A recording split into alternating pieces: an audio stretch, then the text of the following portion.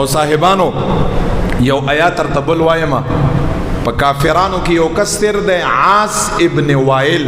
دا ډیر لوی بدبخت انسان تیر دی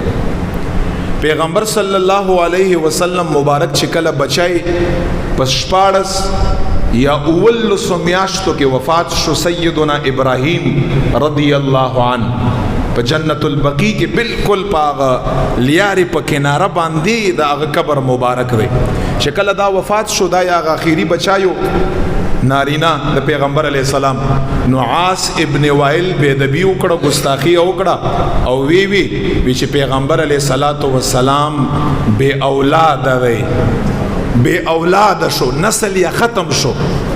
ابتر منقطع نسل طویل کږي چې نسل یا منقطع چې شکر دې نسل یا منقطع شو ختم شو لاړ ابتر طویل کږي کله چې دا خبر وکړه عاص ابن وائل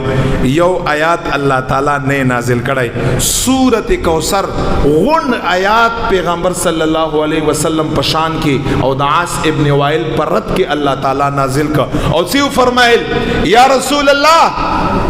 عاص ابن وائل دا خبر وکړه چې حضور مبارک منقطع نسل دی نعوذ بالله بے اولاد شو نسل یا ختم شو یا رسول اللہ انا اعطیناک الکوثر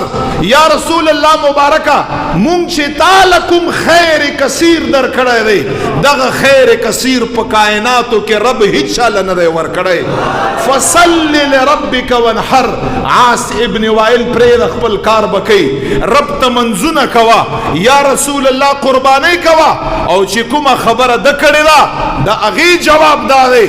ان شانئک هو الابتر دغه عاص ابن وائل دستا دشمن دا بی اولادی دا با منقطع النسلی دا نسل با دا پا اتباع کی نی یا رسول اللہ دنیا با آبادی او دستا نسل با قیامت پورے روانی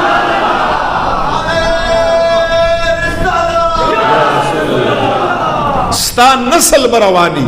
زکه حضور مبارک په حدیث کې و فرمایل چې د هر چا نسل د زوی نه روانګي زوی نه وی چې ما نسل د زما د زړه ټوکړه د فاطمه الزهرا نه بروانی او قیامت پورې بروانی